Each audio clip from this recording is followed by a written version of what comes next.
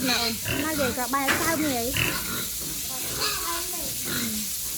sao dân chuối đi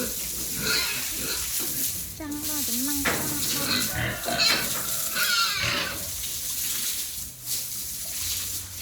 đi chơi cầm đi sao mấy em mình đi chơi cầm rồi chú bà trường đi bên nha tôi thôi mà pha tại căng rồi là